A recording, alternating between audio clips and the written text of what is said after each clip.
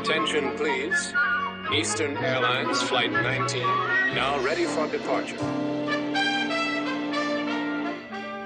Welcome aboard the Walt Disney World Express monorail. Now, ladies and gentlemen, we're entering the vacation kingdom of the world. There's enough land here to hold all the ideas and plans we could possibly imagine.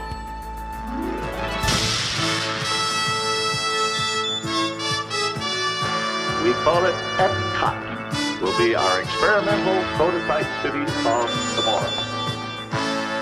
Welcome to another episode of the Retro Disney World Podcast, taking you back to the vacation kingdom of the world, the way it was, and the way it is in your memories. All right, welcome to another episode of the Retro Disney World Podcast, the official podcast of the Lake Buena Vista Historical Society. I'm your host, Todd McCartney, and tonight we're going to go down memory lane of the Timekeeper. This is episode 48. Sitting in with me, as always, is Mr. Brian P. Miles. How you doing tonight, Brian? Greetings and salutations from Philadelphia, the city of brotherly love. There we are. How's it going down there?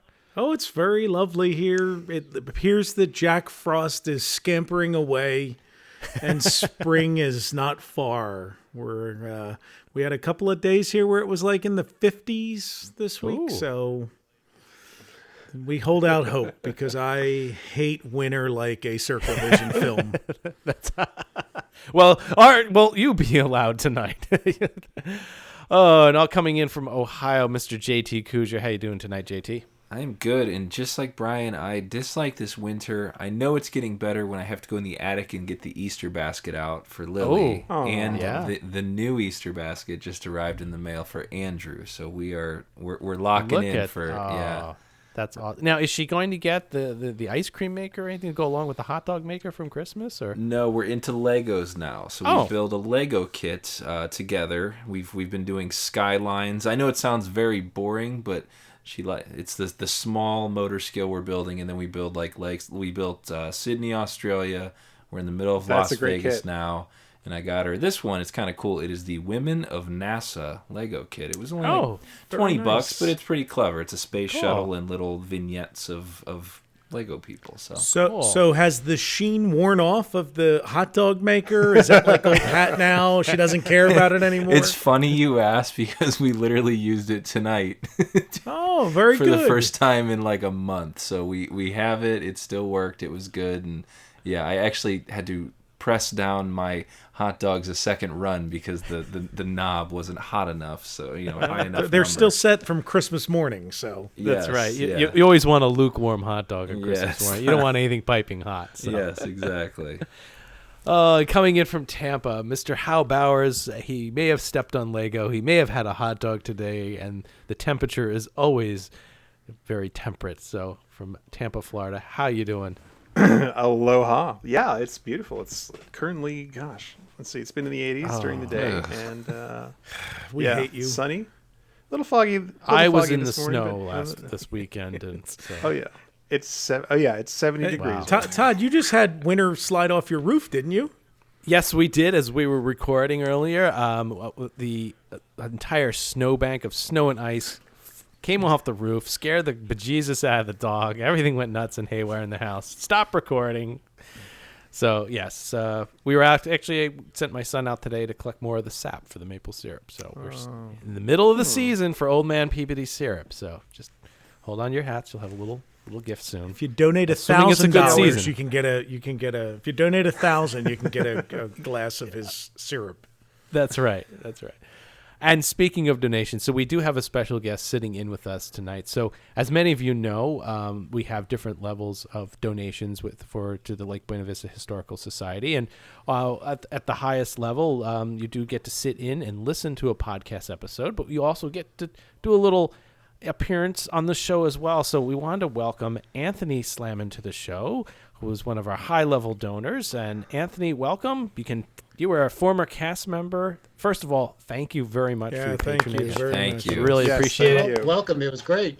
Goes a long way to doing the things we need to do to restore the films and purchase those and keep everything going on the air. And these shiny new mics we're working working with are all from people's donations. So, so tell everybody a little bit about yourself, and you worked down at Disney as well.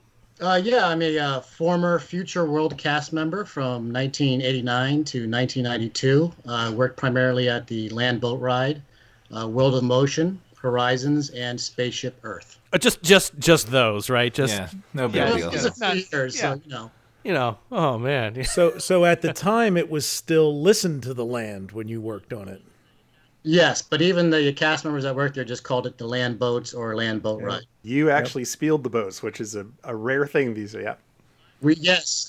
Live spiel the whole way. You sat down indoors, and as soon as you hit the greenhouses, you stood up. And I think I went around that canal probably about 2,000 times. Oh my gosh. So in your era, could people understand you, or was it like at the end?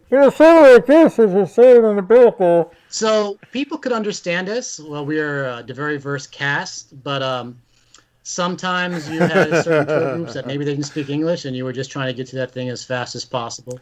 Now, can you still say it all? That was going to be my next question, because if we got a whole boat together, we organized this and gave you a little bullhorn and got the clearance, could you take us through the original Listen to the Land? Oh yes, definitely. Oh my gosh. Oh, that would All be right, Todd. So what we feel. need And I don't the think you earpieces. really have to organize anything. I think you can just stand up because they're not a live cast member there and just start talking. Oh, they'll yell at you. I've seen it happen. So that's the $1,000 donation. You get to go with Anthony. All of us will give you an earpiece like a Disney tour, and we'll ride through and hear an original version. It'll be like Secret Service, just everybody holding their ear as they're going That'd through. be awesome. I will tell you, it was very echoey in the Aqua Cell when you would go by the. Oh the fish yeah, farm. I It was remember very bad, that. and so a lot of guys would have to talk low. That's right.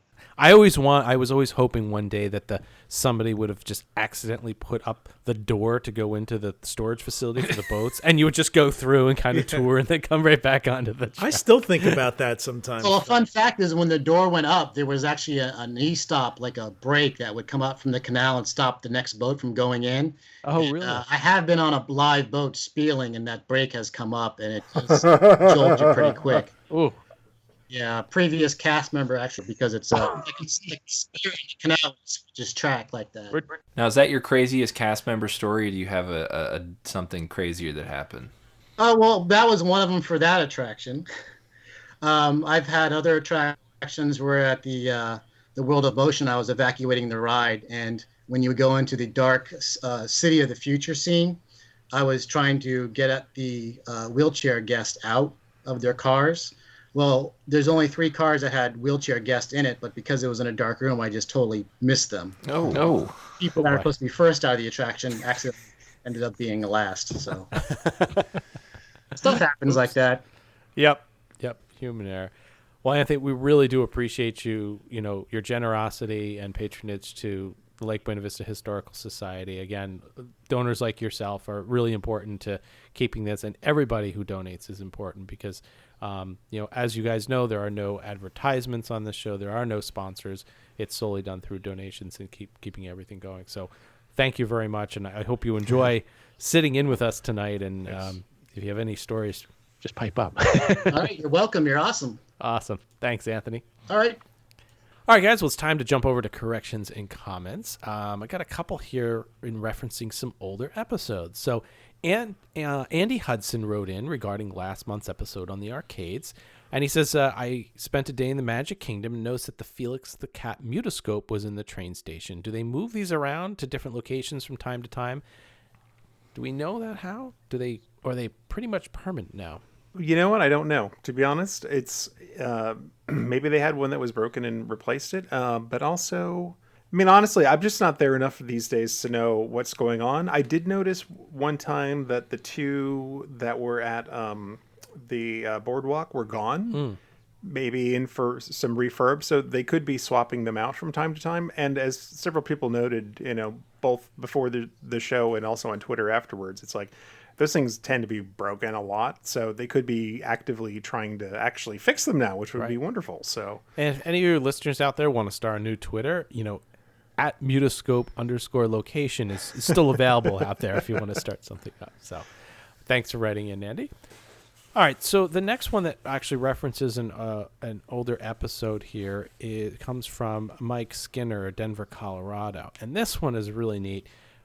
He's a big fan of the Polynesian and Eastern winds, and he's heard us talk about that on some of our older podcast episodes. And he was watching an episode of Charlie's Angel on MeTV. Do you guys get this was MeTV? amazing. Yeah. Do you guys get MeTV?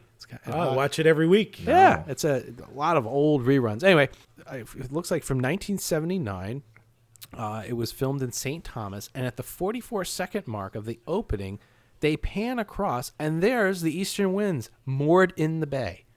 Boom. How cool is that? No. So we've tracked it down. We're getting closer to its present day. We've only moved to 1979 now, but eventually we'll find it and be able to rent it. So we will definitely post the link for that because it's so cool. He digitized it and threw it up to YouTube for everybody to see, and sure enough, it looks pretty good back then. So yeah, it's like 2 seconds, so don't blink because they're right. It just pans by really, really quick. So what we're going to do, JT, is someday we're going to find it. Yep. Then we're going to raise enough money to sail it from St. Pete through the Panama Canal to Disneyland. Yep. We'll sail it to California and do the full trip. That's cool. right. All right. Well, JT, you've got some listener mail coming in too. What do we got this month? All right, yeah. It's been pretty busy. It's interesting now since we have all the new emails set up and forwardings. But we're still getting everything, and it's super exciting. I love getting the mailbag out and checking the hard copy mail and the email. All right, first one. This is from Amy. She says, "Hi guys, I'm new to the podcast. Been binge listening like a lot of listeners. One question she has, maybe you haven't answered it in the podcast before, but maybe you have. What was the normal length of stay for a Disney vacation in the 70s? And this is interesting to me, too. We talked last week about the check-in process. Not last week, last month or 2 episodes ago. The check-in process, how long it took. It seemed like forever. Did the length of stay vary, or did people still do a week like back then like they do now? Or what do you guys know about that? I'll give my input, and then I'll let the other guys jump in. So based on many, many postcards that I have collected that people sent from Walt Disney World in the 70s, I would venture to say that most stays were 2 to 3 days if it wasn't a day trip incorporated into a larger Florida stay. Most of those people stayed somewhere off-site because, they only had 2 or 3 hotels once the golf resort opened. And so most people were off-site and would visit St. Augustine and would visit Walt Disney World and would go to SeaWorld once that opened. A lot of stops at Cypress Gardens and Circus World and different attractions around there. But most of the time it was maybe one night if they were staying right there. They would go to the park, the lone amusement park, theme park, and then move on to do other Florida attractions, the Citrus Tower and things like that. I think a lot of the films that we've restored echo exactly what you're saying, Brian, is that, a lot of the films everybody sees out there are snippets from larger 400-foot reels. And hours and hours of footage of the water ski show at Cypress Gardens. I don't know how many we've seen of that one. Oh, God. Wiki Waki or whatever it is, Marine Land. Lion Safari or Lion Country. Oh, yes, Lion Country. And even the very first film that I ever restored, which was my grandparents' film, it was the same thing. It was a motor, a trip on the highway down to Florida, and you spend a day or so at all these different things. So I would say that probably not until the early to mid 80s did things, especially with Epcot, start picking up to a week stay. I know when we went down there in 1980, we did stay quote unquote 7 days, but you know what? We didn't stay at Disney the whole time, and also too, I think we only did 2 days in the Magic Kingdom. We did a day at SeaWorld. We spent almost the entire day at Lake Buena Vista. We probably did nothing for a day as well. It just, there was less to do, but I think it was just very, it was No, uncommon. Todd, everything was perfect back then. It was the best. Everything worked. All the food was great, and it only cost like 3 cents to do anything. And you made $4,000 a year too. Yeah. And we liked it. That's right. That's the way it was. So. And from the setup documents, it's like that's exactly the thing. They knew they would have people at the Magic Kingdom for a day. The watercraft and other activities were something to maybe incentivize people to stay over 2 days. But really, that's about all that they could count on. Although, and I think it's funny in all the advertising, they're always like, our recommendation is 2 days at the Magic Kingdom. Wink, wink, nudge, nudge. But yeah.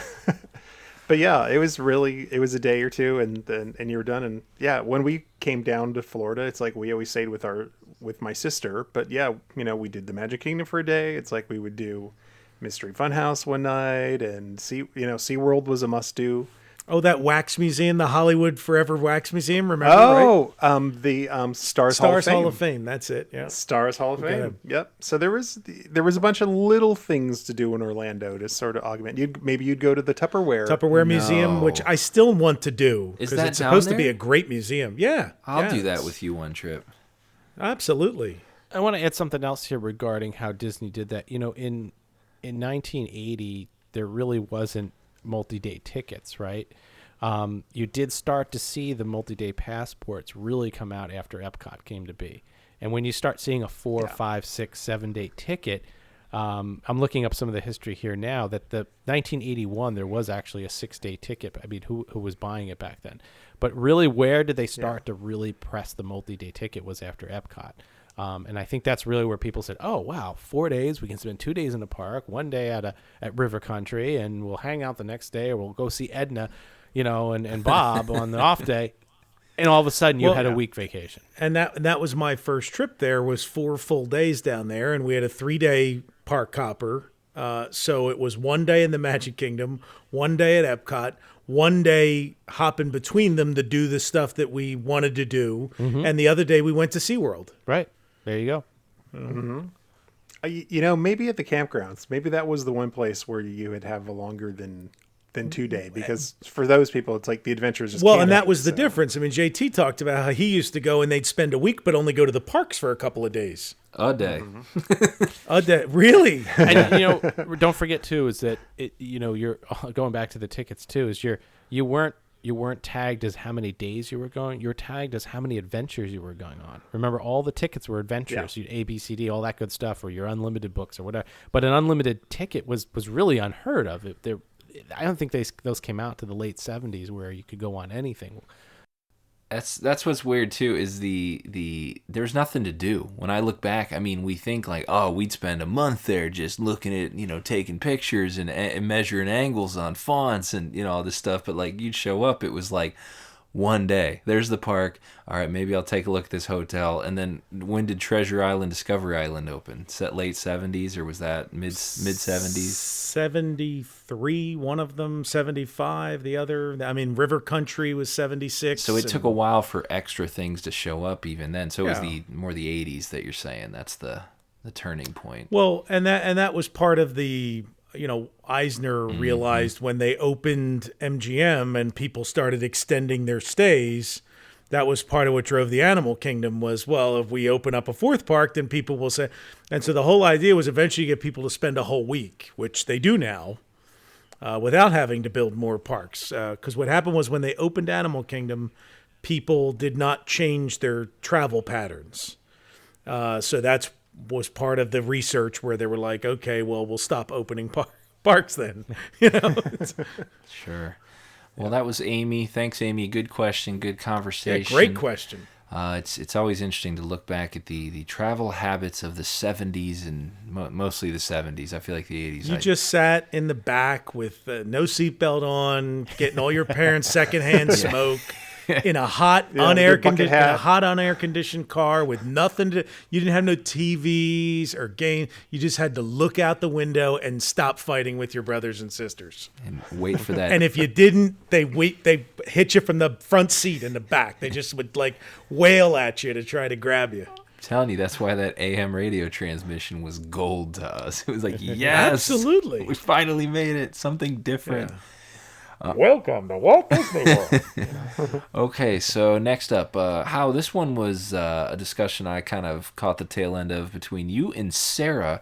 Sarah says, everything I see says the Beauty and the Beast show in Hollywood Studios started in November of 91. But I was there at the beginning of August of 91 and remember seeing it. Am I going crazy? So this is fascinating. She might be, or maybe she's not. We'll pause here for a second while I pull up the timeline, because I actually ended up doing a bunch of research, and I still have in my file drawer, like sitting next to me, schedules from from right around that time period, because is exactly when I was going to Disney MGM a lot. So I was able to pull those out, and also just double check those against some online things. And here's what we found out. So in my schedules that I have, from September 8th to September 14th, there was no show. It was closed. And then from September 15th to September 21st, it was closed.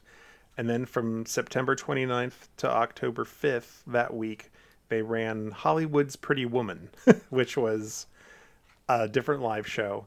And then when I went back on November 25th, sometime between November 25th and December 1st, it was the Beauty and the Beast show. So she was saying that she was there in August, right? So there was from what we can tell, there was a different show running at that point, which then closed so that they could prep for the Hollywood's Pretty Women, and that lasted a pretty short period of time, and then they closed it and prepped for Beauty and the Beast. She may have come across like a random dress rehearsal or some kind of, test thing. But that was a good 2 months, September, October, before the movie opened, because the show actually opened on the same day as the film, which I think was November 14th. So that would have been pretty early. So she's going to actually look through her photos and try to find some photographic evidence, which will be great. So I think that'd be neat if she actually did catch like an early, preview or them like working out some stuff. That'd be really, really cool. I feel like my memories of MGM was very spontaneous like that. Certain, I don't know what year the parades and all that garbage happened with the celebrity, and it was just you'd be standing there like, hey, there goes Fred Savage. It was just very very random things. That was from the beginning. And the Beauty and the Beast show, I'm not sure when we're going to cover it, but like that thing was insanely popular. Like it started out in the regular Theater of the Stars there with the sort of the Hollywood Bowl looking thing. Yeah. And within a week or two, they had started to add bleachers to the back for additional seating, because it was on. And I thought that started elsewhere too, before the bowl. I thought it started before the bowl. Well, I mean the old one. Oh, okay. The old one before the new amphitheater. Yeah. Okay. Before they actually added Tower of Terror and okay. built the really big thing. Yeah, that little one that was part of Mickey's ear if you looked in the overhead view. Yeah, it just it exceeded the capacity there, and they added 4 or 6 stands of bleachers. Yeah, and that was a huge show. And it still packs people in. Still today. running. It's exceptionally well done. it's. Yeah, if you want to see the theater in MGM for the day or what, Hollywood Studios, it's kind of a good. Right, and I also think that it was those shows that inspired them to do the Broadway stuff, right? That inspired them to. Possibly, yeah. It's funny, they did a live show every time a movie came out. They did some pretty aggressive live shows. They did one for I remember that one. That was really guy good. Swinging by on the rope, Quasimodo. Yeah. For Pocahontas, they did a live show. But which one was the first one on? It was Beauty and the Beast was the first one on Broadway, wasn't it? Yes, it was. The Lion King. Lion King? No, Lion King was second. Beauty and the Beast came first. And it became this smash hit on Broadway, and then they were like, oh, okay, every time something comes out, we'll make a Broadway show out of it. And now a movie. Yeah, and then they just start printing money, and then they changed Times Square. They turned Times Square from a red light district into a family district. Correct. Mm-hmm. All right. Well, thank you, Sarah. That was a good walk through MGM Studios there, that history on that. Finally, this one's from Casey. Hey, guys, long-time listener and re-listener here. First off, great job on the podcast. It is a joy to listen to and helps me get my fix for different attractions in the parks that aren't around anymore. Do any of you remember, was there a specific point in time when Epcot, all capital Epcot, ceased to be an acronym and changed to lowercase Epcot? And if so, why? Keep up the great work. Congratulations on the LBVHS. That's from Casey. Yeah, so I answered her email, but I will tell all of you that came about in 1994 when they went from Epcot Center to Epcot 94, lowercase Epcot with the little dash 94, because it was supposed to be like every year we're going to have new stuff. Like it was in the vein of the original Permanent World's Fair, that they were going to promote new attractions and new things. And so Innoventions was opening that year. Oh, yeah. Which was going to have a constant rotating different attractions and things to see in there. And so they did Epcot 95.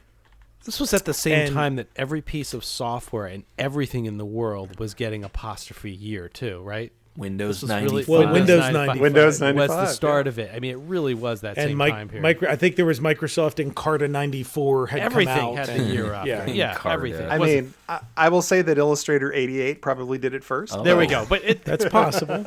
late 80s, early 90s, everything had to have a year. So they did that Epcot thing in 94, 95. I think there was also, like, they started Epcot 96, but abandoned it very early in the year, and it just became Epcot with that little international flag logo thing that Marty Sklar declared at the 30th anniversary was stupid, and it's the wisest thing Marty Sklar ever said. So. Well, very good history on the title of Epcot. Where's it going? Have we seen anything in all the new stuff? Is it sticking with the lowercase, or is it going uppercase? They seem to be re-embracing the all capital letters in a lot of stuff that they're doing now. So with the go ahead. I'll tell you, I wouldn't be surprised if we see center, if we see the old logo come back, but without center on it. That would be my guess. Interesting. Well, so the flower star logo will come back. You'll see Epcot, but they'll probably not do same center. font. How? Yeah, in the old, I think they're going to go back to the old school. Interesting. Well, and part of that was that somewhere along the way, somebody decided that experimental prototype Community of Tomorrow center didn't make any sense. True. So that's why they kind of dropped the center. I don't know why it took them 12 years to decide, hey, that doesn't really make a lot of sense. But all right. Yeah. Well, I guess they were like, well, I guess there's not going to be any more of that. So this doesn't have to be the center. This is going to be all of it. I still call it Epcot Center because that's my hipster tribute to to the land, to the park. people still know what you're talking about. I mean, come on, you can say center. It works. But most people still know that it's. I mean, a lot of people think it's still called Epcot Center. So. Mm-hmm. Well, that is it from Casey. Thank you, Casey. For anybody that would like to reach us, podcast@retrowdw.com. Send us an email with your questions, comments. You can send us a Facebook message, a Twitter message, Instagram message. Reach us wherever you can, and we will respond to you as soon as possible. So thanks again. All right, thanks, JT, for the listener mail. And it's time for this month's audio rewind. Hal, you provided another one to us. I appreciate that. Did any of you guys get it? Came from... No? Well, let's take a listen.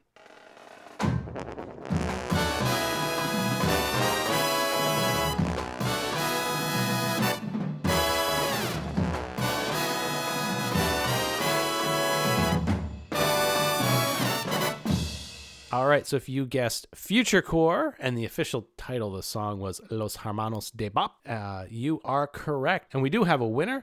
Congratulations to Keith Burton. You're going to be winning one of our Lake Buena Vista Historical Society posters that Jason drew. So we're going to get that right out to you. And we need some prizes for this month. So guys, I'm going to give away a poster again, but check this out. My wife was going through some things that we had stored, and we have some extra leftover teas that were made. Is it an Epcot 94 tea? Oh, it is not, but this is a small, but whoever will send this along with a poster. This is a kid's a kid's River Country Lifeguard long sleeve shirt. And we also have... That's fitting for they just started the demo, this week? Yeah, perfect. And we also have some limited edition Lake and Lagoon t-shirts. These are the original silk screen runs that were done. And these are all nice adult smalls as well, but you'll get a poster as well. So I'm gonna do this. I've got 4 shirts. So I'm gonna pick 4 winners this month. We're Whoa. gonna 4 winners, 4 posters. So you get a shirt, and you get a shirt, right. and you get a shirt. And I understand we don't have extra sizes here, but hopefully there'll be somebody in your family or a so child only answer if you're small, or if you know somebody who would wear an adult small or the River Country small T, or try to win 2 times and sew 2 of them together. That's right. Just cut it down the seam and put it together. Make a sleeveless, that's right, undershirt. So get guessing. 4 winners out there this month. If you can guess the answer to this month's Audio Rewind. If you think you know the answer to this month's Audio Rewind, send your guesses to contest@retrowdw.com. All correct entries will be entered into a random drawing to pick this month's winner. And all entries should be received by April 16th, 2019. Before we begin, we'd like to make the minor control adjustments. Oops. Oh, something broke. Hold on one moment, please. Just one moment. Thank you. All right, it's time for this month's main topic, and we're taking you back to the Timekeeper. And how I wanted to, you have a lot of history about Circle Vision, and I know, Brian, you're not a fan of Circle Vision, but I did want to kind of take us back to the origins. Do you guys remember who, along with Walt, actually created one of the first Circle Vision-esque, I guess you could say, cameras, and what it was called? I do not. Was it Jacques Cousteau? This was not an underwater. Okay, well, it sounds like it should be a French guy. For sure. Yeah, it was. It was UBI Works actually. Oh, UBI Works. Yeah, and they actually created. Now here's another interesting trivia for you. How many cameras did the original Circle Vision camera have, and what was its name? We're talking California, right? Yeah. So Circarama. Circarama, yeah. And it was 6 cameras, I think. Is that right? It was actually 11. 11. Yeah. Oh my gosh. We spared no expense. No. We're going with a lot of film here. So they worked on that, and then they used the same technology as a featured attraction at the United States Pavilion in the 1958 Brussels World's Fair. So that was the first time that something went completely circular around the audience. And it was a color film titled America, the Land, and the People, and showing a trip across the country was what it was about. Now, when the film actually reopened in the actual pavilion, it was then retitled America the Beautiful, which is interesting because we had America the Beautiful, the film, and that played under Circle Vision 360. It was not the same film. In 1967, with the Circle Vision 360 technology, they made America the Beautiful. I have actually seen the first America the Beautiful. Really? From the 1950s. Yeah, they ran a one screen, like the main screen version of it on the Disney Channel one time. And I think I VHS recorded it, or it's on YouTube. So I think it's on YouTube. I think you can actually find it. It is pretty dull. It's well, and you can literally tell that it was bolted to the top of a car and driven around places. So I liked it, and it's a great introduction because and Brian, I want to talk a little bit about what Circle Vision was. We have a lot of new listeners that come and may have not experienced Circle Vision at all because you know what? There's only 2 left, really, when you think about it. It's mind-blowing. Yeah, there's only 2 films left, and that's obviously the China Pavilion and the Canadian Pavilion. So if you haven't and don't understand what Circle Vision 360 is, it's 9 cameras that are set up in a rig so that when this specific rig is dragged through cities, hung from a helicopter, put on top of a car, it captures a 360-degree view. Now, what's really interesting is that we can now do this in our phone in 5 minutes. We can carry around a little tiny camera above our heads that records a very wide 360 image. It's amazing. But we have to take ourselves back to the 1970s and really think about this. This was the first true, I don't know what you guys think. It's early VR, if you ask me. Instead of it moving on your screen and when you move your head, you would see it. And it's a very interesting format. So America the Beautiful, as we said, was remade in 1967, and it played at the Magic Kingdom Circle Vision Theater. from 1971 to 74. And then we had Magic Carpet Around the World from 74 to 75. And an Encore of America the Beautiful from 75 to 79. For the bicentennial. That's right. You got to go back to America. Yeah. Then we went to Magic Carpet again from 79 to 84. And then the New American Journeys for a decade.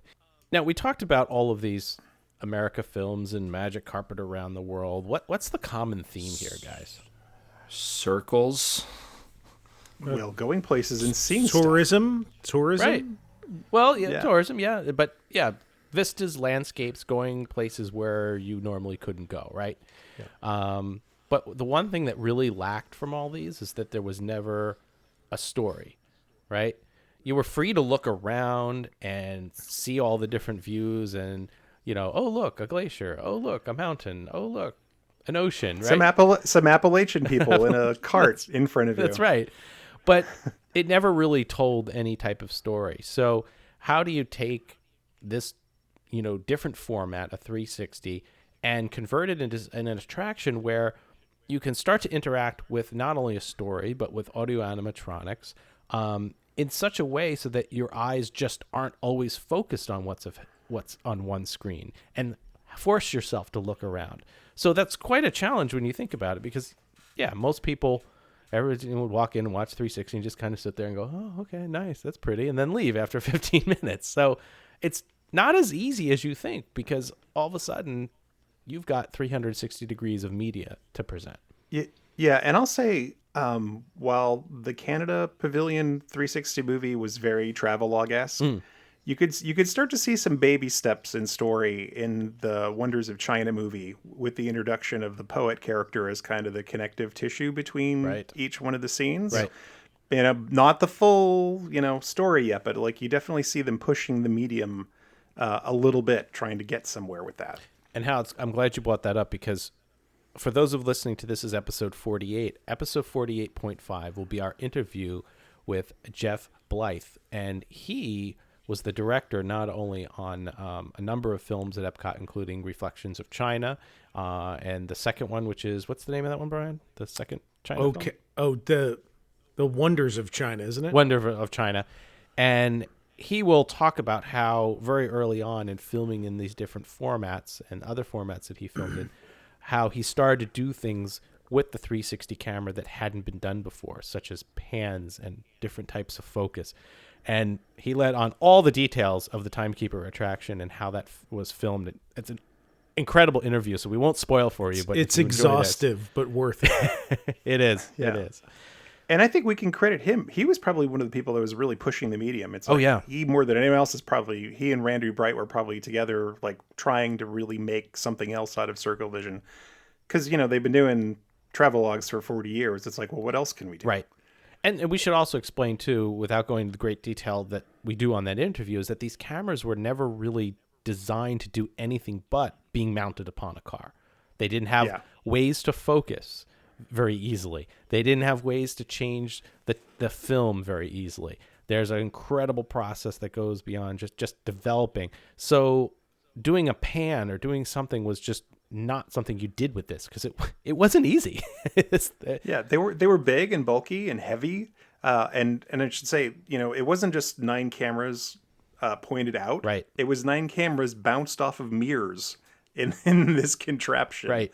That they could put on a car, or like eventually hang from a helicopter, or finally like put on dollies and start to do things with. But like it's heavy, and it's and he describes the labor that went into like loading the film into the canisters, shooting, and then unloading the film, and just how much time it physically took to get stuff in and out of it. It's like, it's a miracle that these things were shot at all. Oh, and then you got like 4 minutes of film. That was it. When you did your shoot. And if all 9 cameras didn't have the same film from the same lot and then processed in the same chemical bath in the same lot on the same day, the shot could be ruined. All 9 shots thrown out. The colors would all be different. So if you're tantalized now, you will not be able to hold yourself together until episode 48.5 comes out. But we must move on and get into the attraction.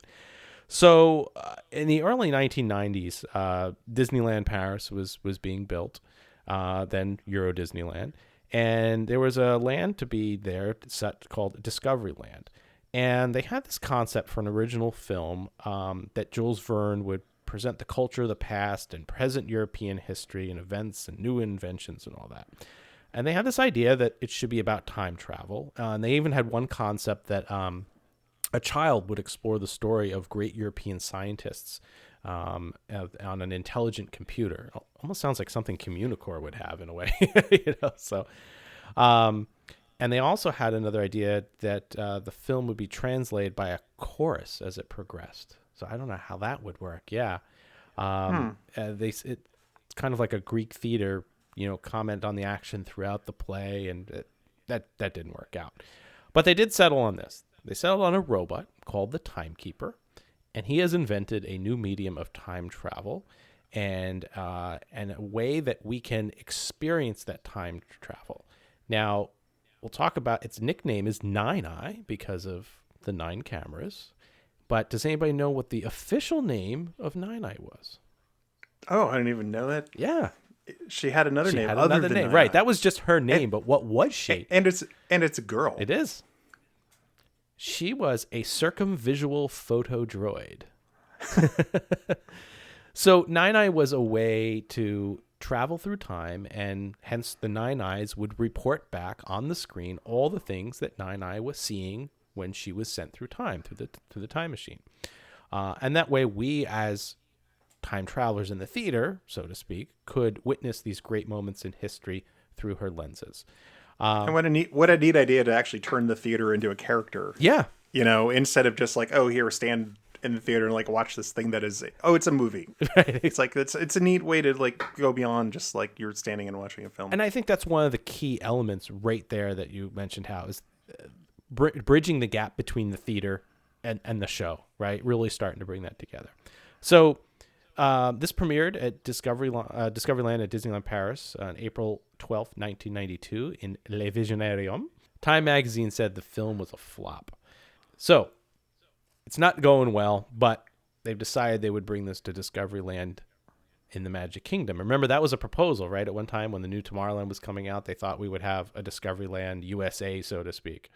They actually had a model of it at the end of the Walt Disney Story, and it was marked with Discoveryland with some attractions. Yeah, that didn't happen. So yep, that was a plan. What do you mean Discoveryland? Like that thing with the big telescope and all that, and the old Jules Verne or something? Yeah, it was different? like the American version of the Discoveryland in Paris. Right. So it would have been more steampunk, science fiction. Turn of the century. Probably taken a lot of the visual cues from what they had, done in Discoveryland in Europe and brought them over to the United States. Kind of overlaid it on what we had here. Now, did they decide, like, as far as was it replacing our Tomorrowland or was it going a new? It was a replacement for Tomorrowland. Gotcha. Okay. So like the spires were down, and there were these different kind of spires, and even where the Plaza Pavilion, which is now the Tomorrowland. What is it now? It's Tomorrowland Terrace. It was the Plaza Pavilion back then. Like it would become part of it, officially part of Tomorrowland, instead of kind of in this like no man's land in between, and become like an observatory. And like people would be characters of Jules Verne and different people in science that would come out and interact with folks while they were like eating lunch. So yeah, there was going to be quite a big switch over.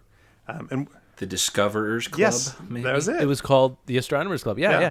And so close. The interesting thing is that apparently in this design that you're talking about, how is that they would be called back now and then. So you'd have Isaac Newton or Galileo or whoever on stage at the Astronomers Club, and then they'd be called back that they have to go back to the film, and they would exit the stage as if to go into the theater to perform. Interesting. It kind of sounds like what they were trying to do with the Explorers Club restaurant in Adventureland in Europe, and that didn't take off. That didn't last very long either, as I recall. But we got the Adventurers Club at Pleasure Island, which kind of lends a little bit to this. I mean, it was So they dropped the idea for Discoveryland, as Hal was talking about, and went for really science fiction future it's the Buck Rogers science fiction future rather than the like steampunk science fiction future. Exactly.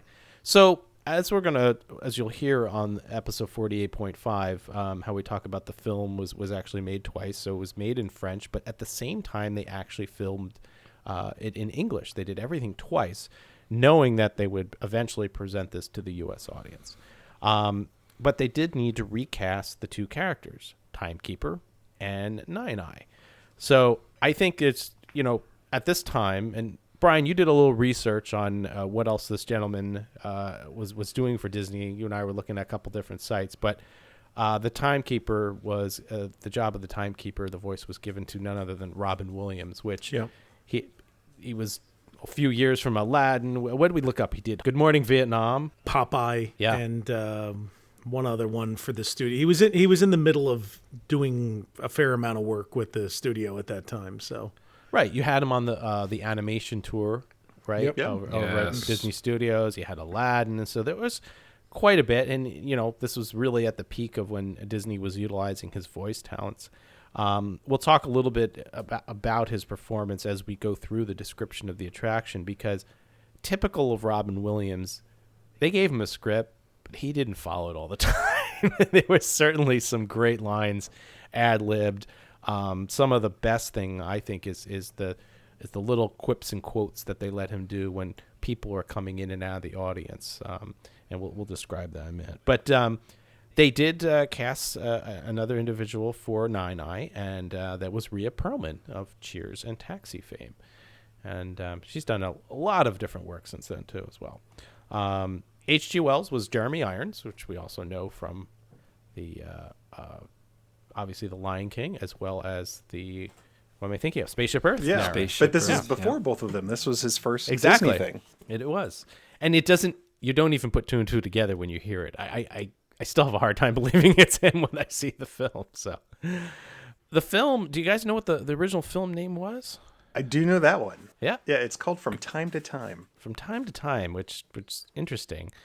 So our Circle Vision Theater in the Magic Kingdom was renamed the Transportarium. It's a mouthful. Everything was teriums and transport and all sorts of stuff. Which is weird because it's not supposed to be about transport. It's supposed to be about, I guess they thought vision you wouldn't figure out. I don't know. I digress. It seems like a very strange name.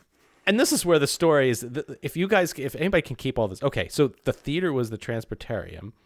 And then also later on, they renamed it to the Tomorrowland Metropolis Science Center, which is here's a mouthful. So I can put some context around that. Excellent. So I think in the 1994 Tomorrowland redo, the idea of that section of the park was that was sort of, the developed city center. So as part of the rich backstory, it's like where we had the excess alien encounter, that was I think the convention center or something. So that was supposed to be a traveling thing that came through. And then on the other side was a science center. And inside the science center, is this exhibit of the Transportarium with Timekeeper. So sort of the concept was that these were freestanding buildings that had their own lives. And then there were different exhibits that were coming through from time to time. And that's why it ended up having multiple names. And later on, it just kind of became known as the Timekeeper because I think they had some issues with trying to get people in there. It was a little not obvious what the show was about. And that was about the time that they started to really cut back on extensive maps with like really detailed descriptions of things. Like you didn't get the nice thick books like you used to get at Epcot. It was literally like a one-sheet map that would unfold. And also the way the architecture was designed, it kind of hid the entrance a little bit. I'd say that right side too. Everybody, at least if I'm picturing 1993-4 JT, I'm zipping left for Alien. Did Alien Counter open yet? Yep. Space Mountains that way, and then to the right, if you think about it, it's just Timekeeper and Dream Yeah, Flight, Dream Flight, which was an old attraction. Those were your two like let's just hit this at the end of the night on the way out type thing. Like you're not looking right if you're coming in through Tomorrowland. Right, and you literally would have to look through or get on the other side of that big pod thing in order to see the entrance and then the marquee that there was something there, which was a problem that continued, I think, even with like Laugh Factory, which is why I think that thing finally came down. It was just hard to figure out where the entrance to that was. I'd have to look too. I recall a Vacation VHS, the ones they mailed you because we just watch them on repeat because we just did that. I feel like they said something like travel through time with the Timekeeper. Like that was their thing. Like, so you were like, is that panning shot of the room with the time traveling scene in the background and everybody's looking like crazy. So it was like you felt like I'm going to a time machine type area. And my thoughts were, I'm not going to Universal to go right back to the future. So this is the next best thing. As a kid, that's what I thought, at least. And even I think there's photos of like them where they stuck banners outside on the architecture to try to draw people in because it was just so hidden. It was they were at this point they were trying, and the show ran for 17 years, so it's not as if people didn't go see it, but I don't think it ever probably reached the capacity they wish that it did. I will say, as a kid in the Circle Vision 2, I'm imagining having a kid now, and you can think of this way. I was always told, don't sit on the lean rail, don't get up off the floor. Like, so, I mean, I'm imagining my parents looking, being like, that's one of those stand-up theaters. I'm going to have to yell at the kid the whole time to stand up and pay attention. Like, I can see that being a reason to skip it, too. The Timekeeper invented those, as we're going to get to in a little bit. Yep. He did. So, all right. So let's take a walk through the attraction from outside the Tomorrowland Metropolis Science Center. They've got a little A-frame set up out there, kind of like, what was that, a sandwich board, right? Oh, the little A-frame. Yeah. So it's kind of like trying to get you in there, meet the inventor of the time machine today live, as if it's a live show. And overhead, that saucer thing that was just taken out, a couple months ago, right? Yeah. 5-6 months ago, had a red LED light saying the amazing Timekeeper and everything. So you go into the queue, and, kind of similar to other attractions, there was all this futuristic or advertising things like they did with Space Mountain and what else? Muppet Vision has the posters. So they had some and this is kind of funny. They kind of were seeing the future here. Space Collectibles Convention. Isn't that Comic-Con? Yeah, true. Right? Recreational rocket vehicle show, like an RV show. So you go and see recreational rockets. So they were full on with their theming, and this is the whole everywhere was like this. Oh yeah.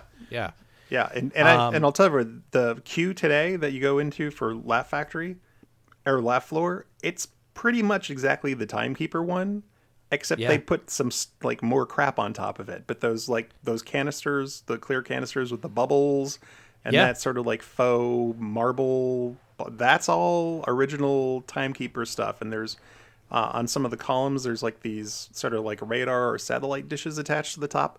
That was all installed for the Timekeeper show. So it's still there. That's right. Now, this was the era of overhead CRTs, cathode ray tubes, and we're talking kids, the real big heavy televisions that were mounted with giant lag bolts.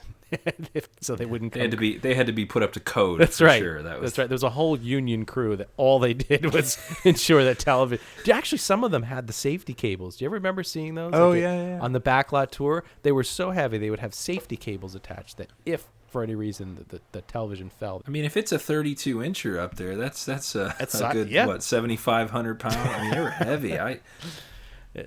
So there was also a neat hexagon showing how Nine Eyes worked, showing early sketches and prototypes, how it works, and which was pretty neat. So at 4 minutes, we get that really annoying warning sound.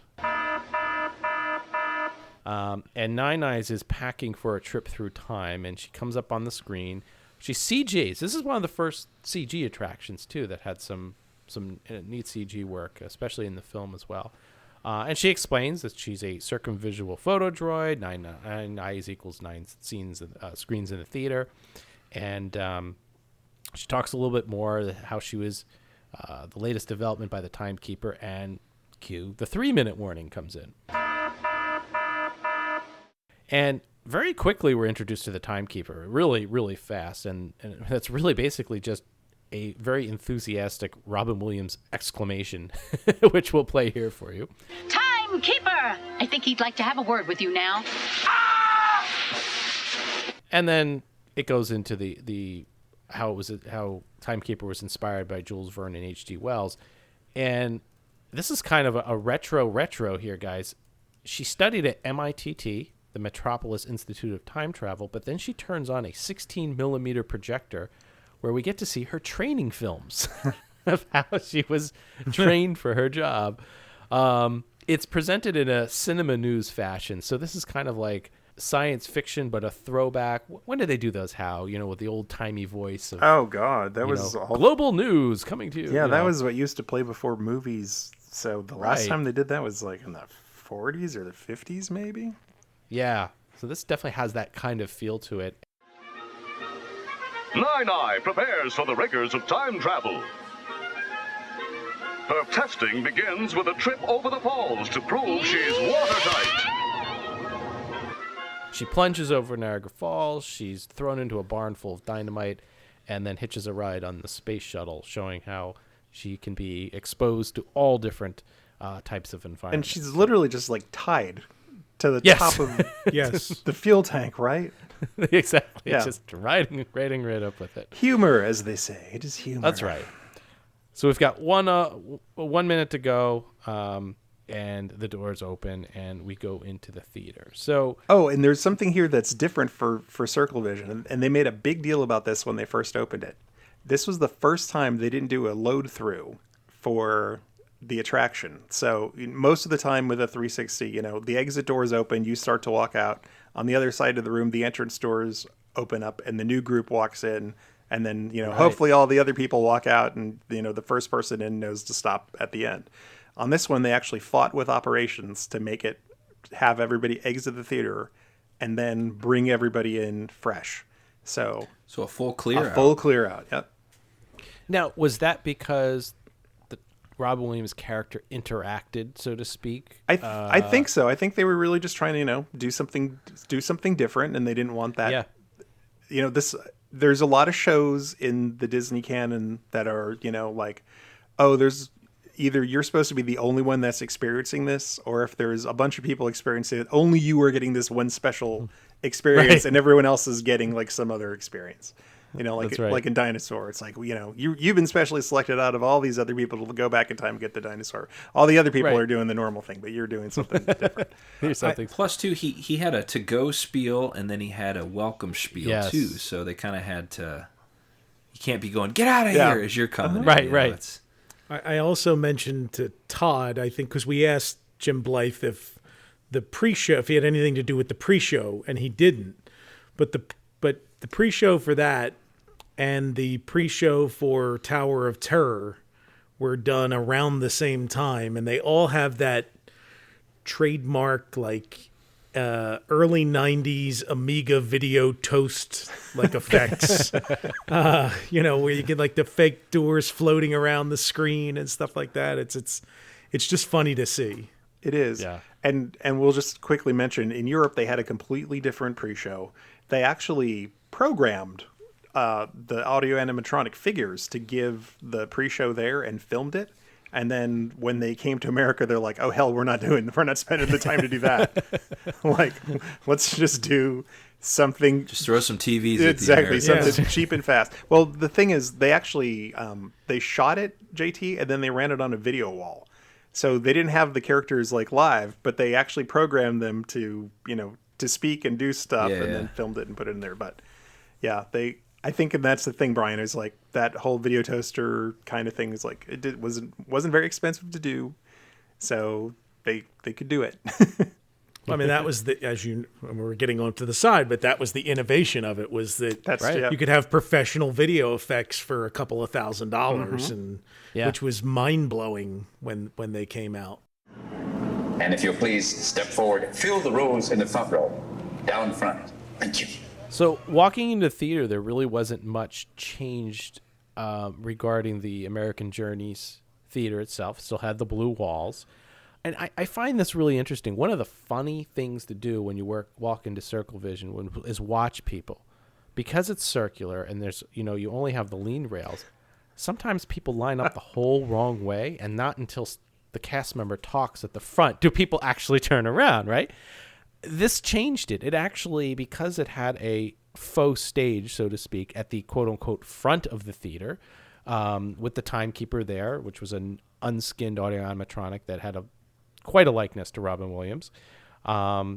It really forced people to come in and actually focus very, very early on, which is something that they didn't do in other Circle Vision. All right, so in front of the Timekeeper is a red LED board. Remember, this is before HD displays or even anything better than television, CRTs. It says 1994 AD or whatever year. It's amazing to think that this ran for how many years? It ran up to 17 years. 17 years. That's crazy. While you're filling into the theater, Timekeeper it's got some great banter. Well, we're about to begin. In case of a loss of cabin pressure, just relax, okay? Thank you. Come on in. Thank you. And he starts to press buttons as if to get ready, and there's this kind of a low hum in the theater. It's, at least in the video, translates to really annoying to my ears. I don't know if any of you else. It's environmental. Yeah. That's the you're walking into something that is not a theater. That's like right. Something's going to happen. And then I think one of the best lines regarding safety comes about from Robin, and I really wonder if this was him ad-libbing. For your safety, I've invented rails for you to lean on. I call them lean rails. Please do not sit on the lean rails, because they're there to lean on. All right, so the show starts. Nine-Eye is in the time machine, and we hear her kind of inside this. What would you describe it? It was really weird. It looked like a trunk, but it wasn't, and it had a mirror. What would you call it? I don't know. It's just like this big storage box, storage cylinder and then it had like a glass front piece that would kind of like tilt up and back. Yeah, as if to open and close. So yeah, to sort of have her as if she's coming in and out of it. Right. So she comes out, and actually, I thought this effect was pretty good. She was an audio animatronic figure, and she had a pole underneath her, and she could move around the Timekeeper and quote unquote float. And in order to do that, she had a mist coming out of the bottom as a like a liquid skirt, like she was trying to keep herself afloat. The effect was great, especially on crude VHS. It looks even more impressive. But from the back of the theater, it was really cool. And she would kind of go around the Timekeeper and come around. And whoever programmed her gave her a very good effect to see like she was floating. It seemed like she was floating right there. It's very DeLorean Back to the Future Part 2-ish with the mist below That's it. right. Yeah. I liked her laser mouth. Oh, that's right. Now, was that projection, rear projection? Yeah, so there's a little laser behind it that would do patterns and would actually shoot out onto a piece of glass. Yep. Sort of like a smoked glass in front, and that would draw out the pattern of her mouth as it would open, close, and do expressions and stuff. Same concept as the rotating world on Spaceship Earth at the end of Laserphonic Fantasy back in the 80s. That's cool. Yeah. Yep.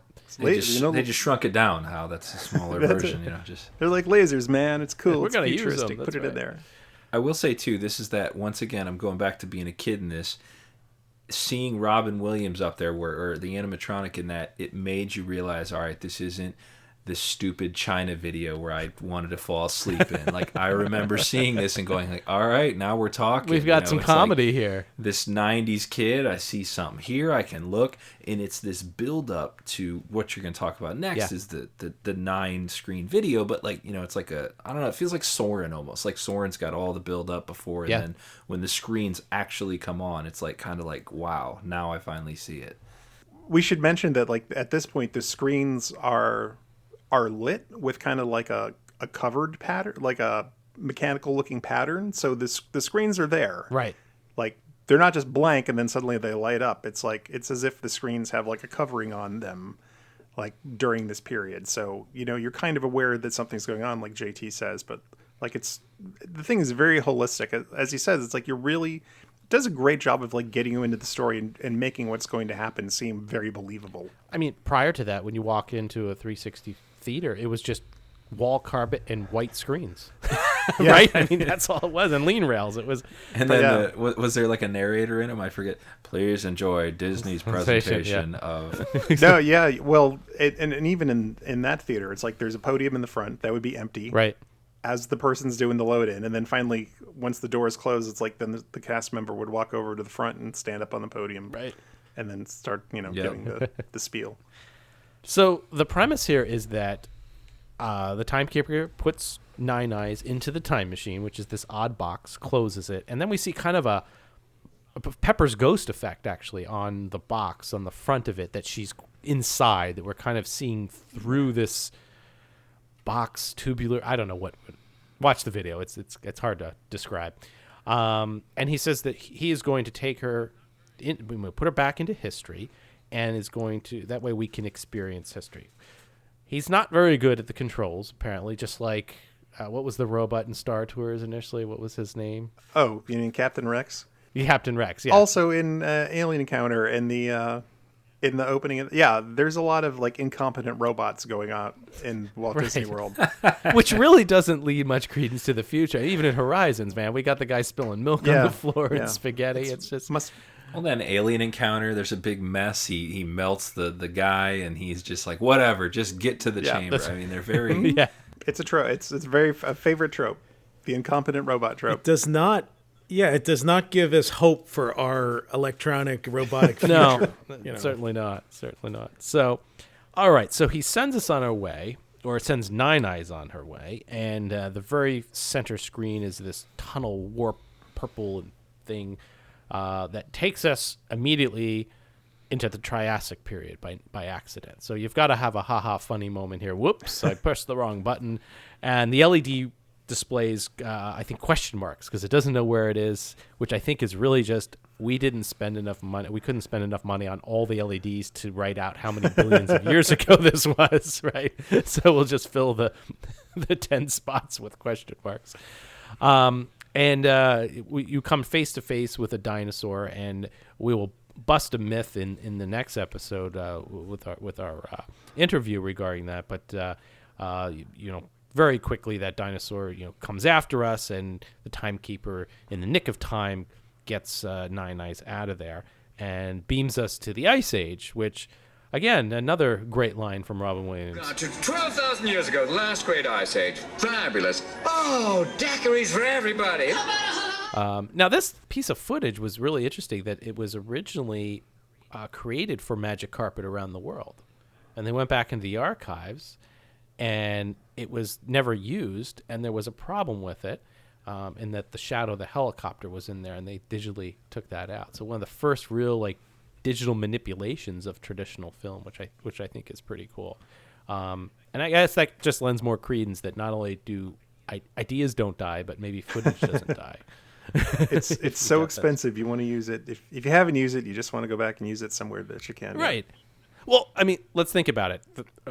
As we'll find out later on with our interview, how expensive this film was. If you had those 9 cameras on a piece of Ice Age, you weren't going to go just fly a helicopter up to a glacier somewhere and redo this. I mean, it's just, like you said, it's just cost prohibitive at the time. Nowadays, you can just throw a $1,000 drone up there and have it done in a minute. So, or make a CGI Taj Mahal. I mean, why throw the drone up? That's right. That's right. Yep. Yeah. See what you did there. Yeah.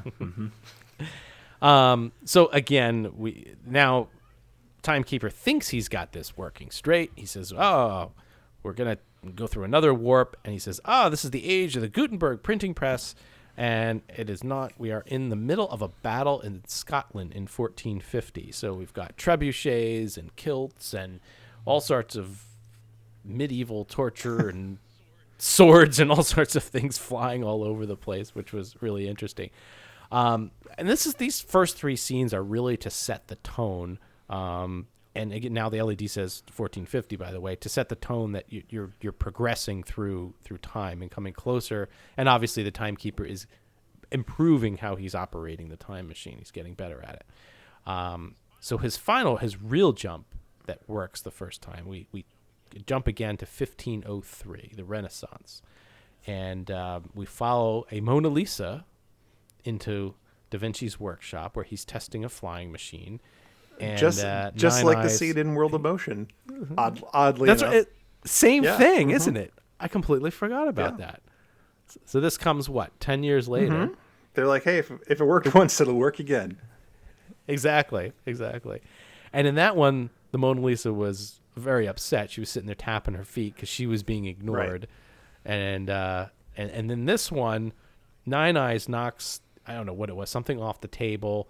Somebody gets spooked. They drop the rope or something. The guy in the flying machine comes down, and Da Vinci sees Nine Eyes and starts to walk up to it.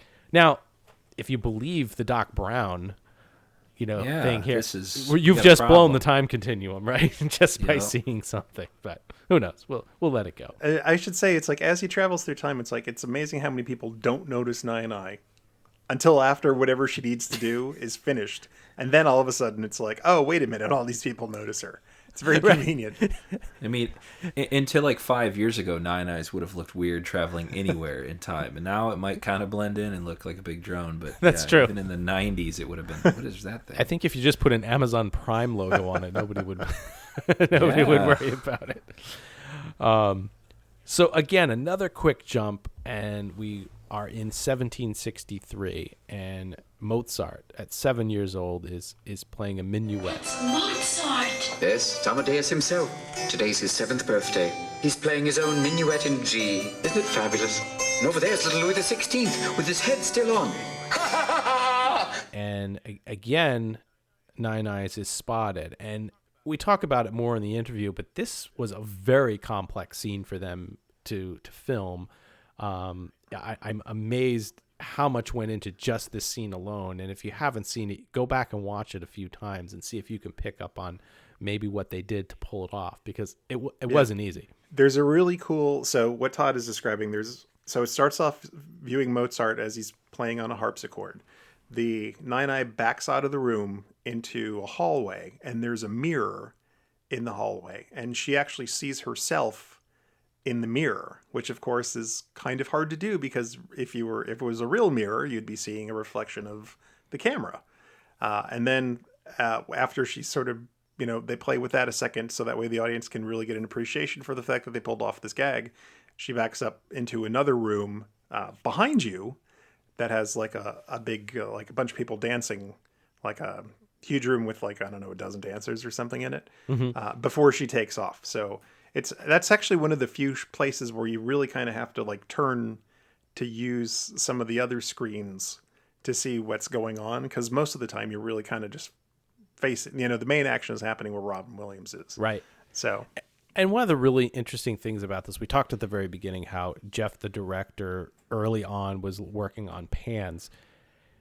A subtle nuance in this film is that because Nine Eyes can fly and float and pitch and turn and dive, he had to try to recreate some of those movements. It's not just a straight fly in and then a back out. He had to pivot it back and forward and to give you the illusion that she was flying through these time periods. Yeah, the camera's never really static in this one. No. Where it often is in a lot of the other Circle Vision films. It's almost like the first 1-camera documentary or 9-camera documentary. Right? It's like The Office. Yeah, in fact, there's a neat part. I don't know if you noticed this in the Renaissance scene where they're outside and then she's got to go through the door to get inside, and there's a little cheat in there where it kind of like flips through some frames. It doesn't do like a smooth fly in. It's got to do this little because they had to actually like. We didn't get to talk to Jeff about this, but it's like I think they ran out of track, so they had to stop filming and then lay the track forward and from wherever they got in, and then they kind of used this little trick to cover the transition between those two. And they did those a couple times as if the Timekeeper was adjusting. Okay. Yeah, there you go. That's how the kind of he's futzing with the buttons, so to speak. Gotcha. So. It's a little Disney magic. Exactly. So we've been spotted again. Current theme here. And he tries to get us to Paris. Now, he gets us to Paris, but he gets us to the Paris Exposition of 1878, and he's really trying to get us a little bit later. And the problem is that all of a sudden the time machine is stuck in fast forward. And here's where that judder that you were just talking about is kind of playing out. That judder of getting into the Mona Lisa is now playing out here. We're watching the Eiffel Tower being built, and that LED counter is moving up from 1878. The Timekeeper says, "Oh, I've got it." And all of a sudden he stops, and we go right past 1889 Paris Expedition. That's when the Eiffel Tower was completed for. And it's a really neat shot of the Eiffel Tower being built, and we'll tell you on the interview. It's like how they pulled that off. we're only halfway through the episode, and people are already just baited to go and watch, listen to the next one. So he finally does stop at the right one, which is the 1900 Paris Exposition. So there were quite a few in Paris at that time. So it really does play to how often. And remember, there's a lot of Parisian and a lot of French, references here, because that's where this whole thing started. This was made for Euro Disneyland. And in Europe in general, it is. I mean, disguised amongst all of this is a lot of history of European culture, right? And great European locations. So they managed to still sneak in a little bit of the travelogue aspect, but but in a more again in a more narrative way rather than just like, hey, look at this. Yep. So if we remember from the pre-show how Nine Eyes explained that the Timekeeper's real true heroes was H.G. Wells and Jules Verne, this is why we're here at the Paris Exposition of 1900. So we sneak up into a conversation, just so happens we're there at the exact right time, and they are in a heated discussion whether or not time travel is possible. And then, how convenient! Yes, we're here at the right time, and Nine Eye pipes up, "Oh yeah, Frenchie, look again!" And of course, Verne is just, oh my gosh, what is this? Takes hold of Nine Eyes, puts the hands on Nine Eyes, and Timekeeper says, H.G. Wells runs away at this point. Yeah, he's like, I'm out of here with his little model. I don't know if he was just upset or scared. I don't remember what it was. Wasn't there a thing where they're having a debate about science fiction versus science fantasy versus science fiction, right? Right. Probable versus improbable. Yeah. So Wells thinks that time travel is stupid because it's not really scientific. It's more for fun. Right. And this actually comes around at the end of the movie. So it's a neat setup for that'll have a payoff later on. Yeah. And he's got this model of this, what looks like an F-35 or a stealth bomber or something in his hands. So. Oh, that's right. I'm sorry. So that's right. Wells believes time travel is fun, but Verne is more serious and doesn't believe that it would exist. That's right. Yep. Okay.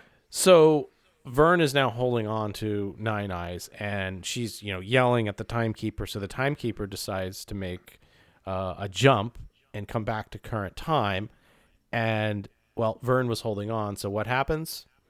Both of them come back to current time. And now in the Pepper's Ghost box in front of us, we have Nine Eyes and Jules Verne.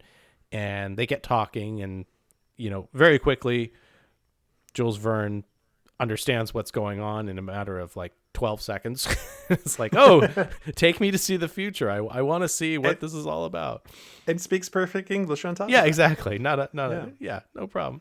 So he wants to see the modern world. So a quick switch, all of a sudden we're in a dark tunnel, and if you look to the rear, you hear this rumbling, and before you know it, there's a train barreling down the tunnel towards us, and there's an immediate switch to outside through the farms of France, and Jules Verne is on the nose cone of a French TGV high-speed train going through the countryside, looking like a hood ornament or a mosquito that got caught at high speed on the front. No, that was a new thing then, right? That train system. The TGV had been around since this was one of the newer ones. The orange ones had been around since the 70s, I think. So, but the French are very proud of their train system and their high speed rail. So, multiple years before Tom Cruise did it in Mission Impossible. By the way, that's right. Jules Verne did it first. That's right. Jules Verne did it first. So. After that, we cut to a shot of looking at Jules Verne directly on the nose cone, and he's laughing with glee and enjoying it. I'd be paranoid. How fast were they going? That's pretty. That is not funny. No, a pretty good clip when you're stuck on a. So he wants to see more. So the Timekeeper drops in the middle of a street in Paris near the Arc de Triomphe, and he exclaims out, "This is a car! I want to try it!" So. What better way to let Verne try something by putting him in the driver's seat of a Formula One race car, which I believe this part was filmed at a racetrack in Austria. So he's tooling around the track with Nine Eyes and us, so to speak, behind. So now you're getting kind of a high speed. You're getting a lot of the tilts and the turns, and this is the first time that things are starting to pick up pace here. So we go through and that. he's going backwards on the track, right? Because at some point it's like the rest of the race cars like come forward. So yes. And then all of a sudden it cuts. I forget what he says. Want to go faster or whatever, I believe. And he's on a bobsled, going down a bobsled track, which, that it's just I can't even imagine them putting this 600-pound camera on there, let alone going down a bobsled track with it and wanting to sit on this thing. With it, really neat scene there, and then all of a sudden we're underwater in the Bahamas with Jules Verne inside a submersible. He's kind of in that the bubble portion of it. It's kind of half of a sphere in the front, and he's sitting there at the controls. And Robin Williams has another great line right here. There goes Suzanne Summers, pulled by a blenderfish. So it is true. I do want to mention the next two scenes that actually were not in the American version. And these were pulled out for reasons that it really didn't lend anything to the American show, and there was a lot more French connections and European connections in these scenes. So Jules Verne was in a balloon, and they were started to soar over Moscow. It was Red Square, and there was sharing it with a Russian couple for some reason, and it's really odd because there's something about the Timekeeper's like it was in French. I couldn't really understand, but your presence there isn't right, so we're gonna send you to an airport to get the Russian lovers, or to get away from them or something, and they're taken to Paris accidentally so they can go on their honeymoon. It just, I don't know. It's a bizarre sequence, and then we get who was the gentleman? He was the baggage. Gérard Depardieu. Yeah. Yes. The famous ? In the 1990s, he was very famous. He was a famous French actor. He had done a number of Disney films. He was the famous. He was French the actor. only famous French actor. If you were casting a Frenchman in a non-French film, that's who you do. He was not only like the Tom Cruise of the French box office, but he was the Frenchman that Americans cast in the role of a Frenchman. Right. He was in Green Card for Disney at that time, right? With Andy McDowell, yeah. Mm-hmm. I can't think of anything else, but I know he was mentioned all the time. Well, he was Columbus. He was Columbus in 1492. Ah, okay. Yeah, it was a major motion picture there. He played Christopher Columbus, which, of course, he was about 2 feet taller than Christopher Columbus would have been, like back in 15 whatever. He was also in 102 Dalmatians. Oh, look at that. Oh, because you need to be even zanier. Mm-hmm. Yeah, so that whole Moscow honeymoon sequence would be like the Jerry Lewis influence. Yeah. On the film. So the only connection that works here that you didn't get in the U.S. version was that Verne sees the Concorde behind him, and he calls them flying wagons, and he begs Timekeeper to let him fly. Now, it gets really weirder. Apparently, some employee sees Nine Eyes, starts talking to her. Verne ventures too far away, was then arrested, and with the help of an employee and the Timekeeper and Nine Eye, they freed him, and now he's flying. So there was a link there to get the Timekeeper in the air with the airport scene. But in the U.S. version, you go directly from underwater to air to flying. And I think Nine Eyes at some point says, "Oh, I get it. We're on land and we're sea, and now we're in the air," to try to, bridge that odd gap. So there was a little bit of rewriting. So we're still in Europe. We fly over Neuschwanstein Castle and Mont Saint Michel in France, and cue Verne hanging out of the side of a helicopter, and you get the Timekeeper yelling at him to get back in. I'll take you out of here, whatever. And we fly off to the English countryside for a nice visit with Trevor. What journey is complete without a brief moment in the English countryside with someone named Trevor? Hello, Trevor. Take care. And New York City over a bridge that we can't remember which one it is, but we don't believe it's the Brooklyn Bridge. And a joke by Rhea Perlman there, that's a city of a million dreams and one parking space. But Verne is still not satisfied, and he says, "Timekeeper, can you take me even higher?" And then the next line, I wonder if this was written in or it's Robin Williams again ad-libbing, but it's definitely a nod to Aladdin, because he says, "Your wish is our command," which I thought was kind of neat. Yeah, Aladdin came out in 93, and this came out in 94. Well done. So Vern is now in a EVA suit, a extravehicular activity suit, which is the suit that astronauts wear when they need to go out of the aircraft. So here's my thing. Yeah. I get the whole, I can, because touching Nine Eye, it's like I can move you from one place to another. Right. But how does he put him inside of a submarine? Or in the helicopter? How does he put her inside of like a spacesuit? Like as if there was an empty spacesuit that was just floating around that he could somehow put him inside of. I don't know. I digress. Yeah, there's a little artistic license here that we have to take, I suppose. So it is time to take him back to the location of the 1900 Paris Exposition, and the Timekeeper makes another mistake. Here we are, back at the exposition. Right place, wrong time, you big lug nut. Hey, check this out, babe. Yo, do the Timekeeper rap. You got to see it now. See it. So it is current day location of the exposition. So Timekeeper again makes another quick adjustment, and we are back in 1900. So, Vern loves this journey that he just went on. He gives Nine Eyes a flower, kisses her little, I don't know, call it a hand, a grip. I don't know paw. Yeah, she has two manipulator hands on either side of her. So yeah. So H.G. Wells then sees Nine Eyes. So he's perfectly timed to come right back into frame. This is impossible, and they go off talking about it. And Nine Eyes flies off and comes back to present day, back into the theater. And of course, at this point, the Timekeeper says there's a place we haven't seen, the future. And he says that he's going to pick one of us, some people from the audience. And he says, "Oh, look, this is the family, and that we're going to choose, and they're in the Pepper's Ghost display, and it's supposed to be a family that's in the audience, and they're overacted." So just a little setup. There is, during the whole time that Nine Eye was transported, there's like this laser gun thing that points at her in order to transfer into the machine. So when he says he's looking for someone in the audience, it's like the laser gun thing turns and points at the audience, and then like the light goes on. So they fully do like the part of the gag of like they're pulling someone out of the audience. Wait, now who they pull then? Is it like you said it's fake people? It's the same people every time, yeah.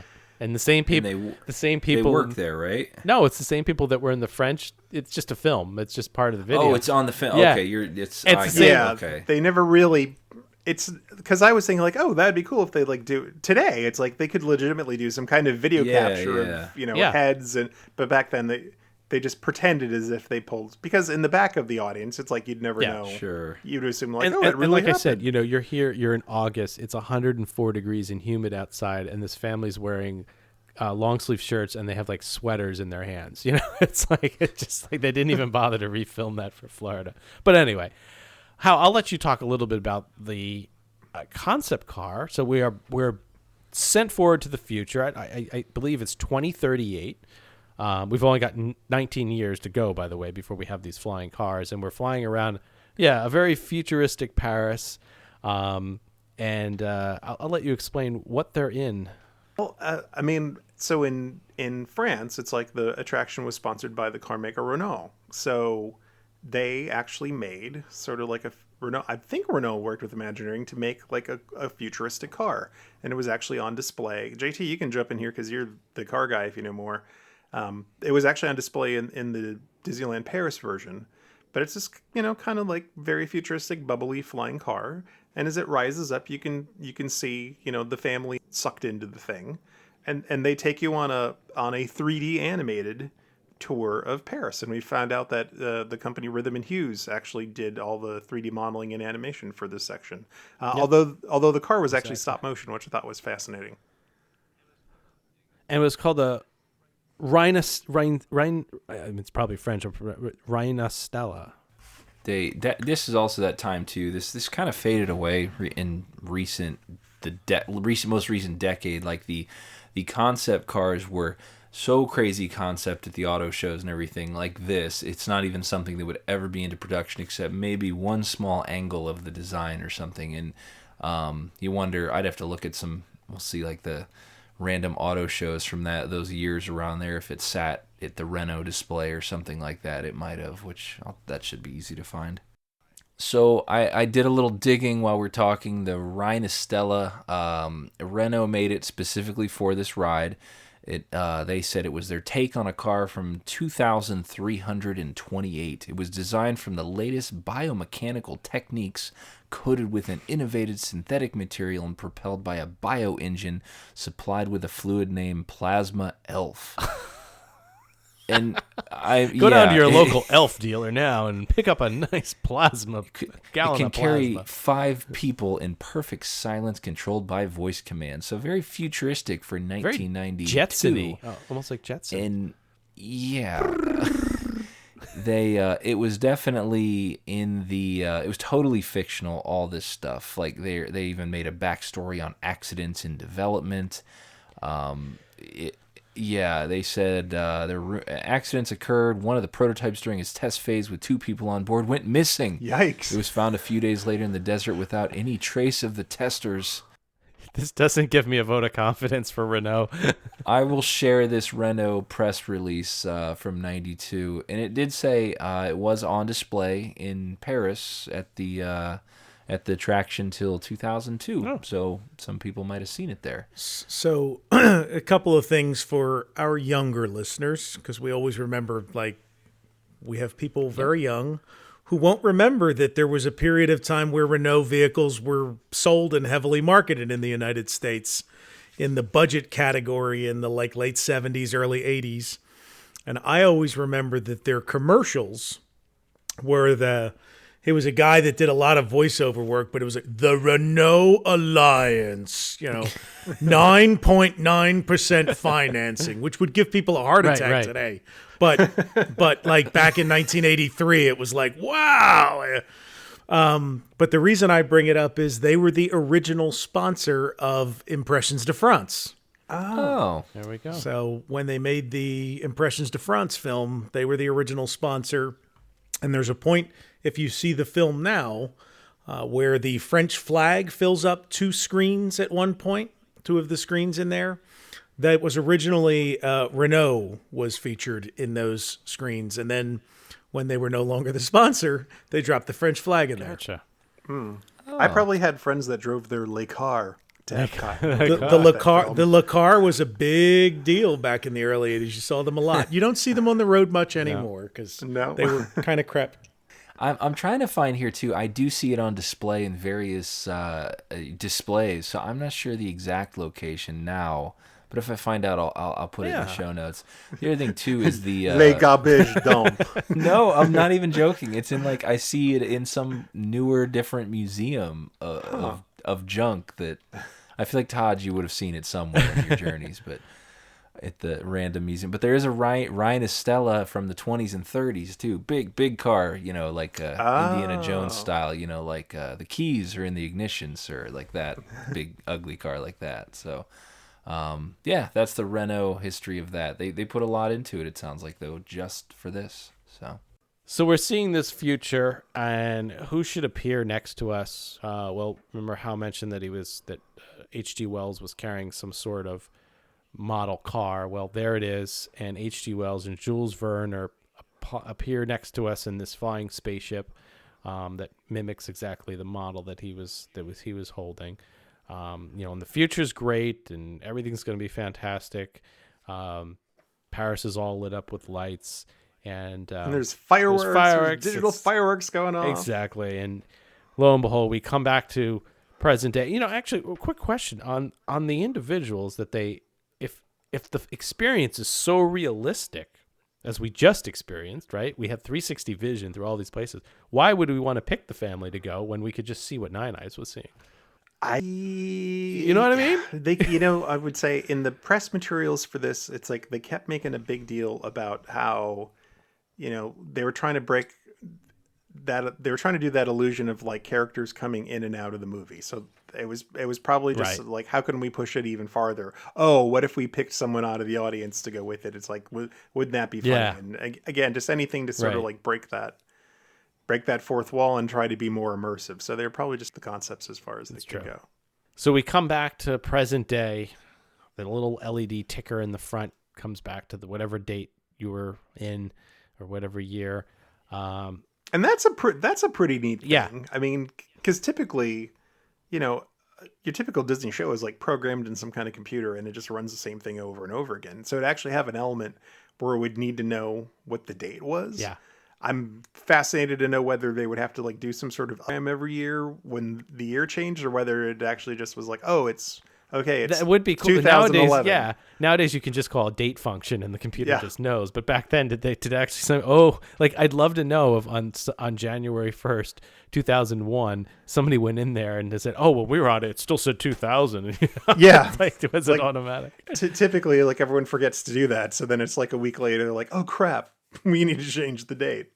Alrighty, so as you exit the Timekeeper, Robin Williams gives you a proper farewell, chases you out of there, shoo-shoos you out, because as House said, they're going to get you out of there, close the doors, and start the show all over again. So, Okay, show's over. Get out of here, you little numbskulls. I love you. Thank you for coming today. Get out! in February 2006, it was reported that the Timekeeper would be to close on February 26th of that year. And that was the last version of the attraction to be closed.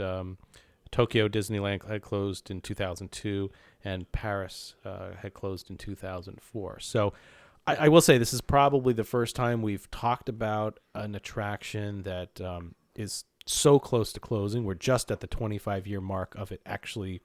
1994 is when it opened. So it's definitely something that a lot of our listeners, even the younger ones, probably do even remember going into it. But with Robin Williams passing a couple of years ago, obviously the laugh floor has been there a while. There isn't a lot of Circle Vision 360 films left. We thought it was a cool idea to go back and take this trip, because it really is a really good segue to seeing how theaters also became more interactive. So it's, like you mentioned, how nowadays they could just put a camera there, take a headshot and throw it in, which I'm sure, they do on Spaceship Earth. You've got the interactivity of Crush's Turtle Talk and all that stuff, and Mike Wazowski's Laugh Floor. And this really was groundbreaking for the time. It really brought Right. a new something else in. And if they did it today, it would, 95% of it would be digital, Right. and not actual footage of anything. Right. That's the charm of it. But that's actually interesting. It is actually fascinating, and it's a shame in some way that a lot of these theaters close, because in Paris and in Anaheim, their Circle Vision theaters became Buzz Lightyear Astro Blasters, which is why it managed to last here, is because they replaced if you had wings with that, and so there's very few of these formats around. But imagine if they were able to go forward. What if they did a computer? What if they had Disney Animation do a full 3D in the round animated film? It's like that could be really interesting. Or if you did if you actually did like 3D in the round with 3D glasses and more. I'm like, who that could all look really, really cool. And with today's projection mapping and seamless projections that you can probably get, it's endless where you could go with it. It really could be an interesting medium. It's a shame, because I think they really did a great job of from where they started to where they ended up. Well, right, and this was the Circle Vision magnum opus. Yeah. It's where they crescendoed and stopped, and their last effort was clearly their best effort. I want that kind of theater with like swiveling chairs, so I can sit and spin and look at whatever I want, but like really smooth ball bearings, so it's silent there we spinning. Go. I'm immediately envisioning a Star Trek attraction where everybody is sitting in a captain's chair surrounded by their own screen, just turning and looking at the Klingon ship coming to attack you, and that would be awesome. If you do go into Monsters Inc. Laugh Floor today, you'll notice that they've added a pitch to the room, so it is slightly theater-like now. But look up, you'll see the round walls. We don't know if the screens are still there, but knowing Disney, it was cheaper to cover than to take down. I'm sure the projection rooms are still up there. There might even still be cameras. Projectors. Who knows?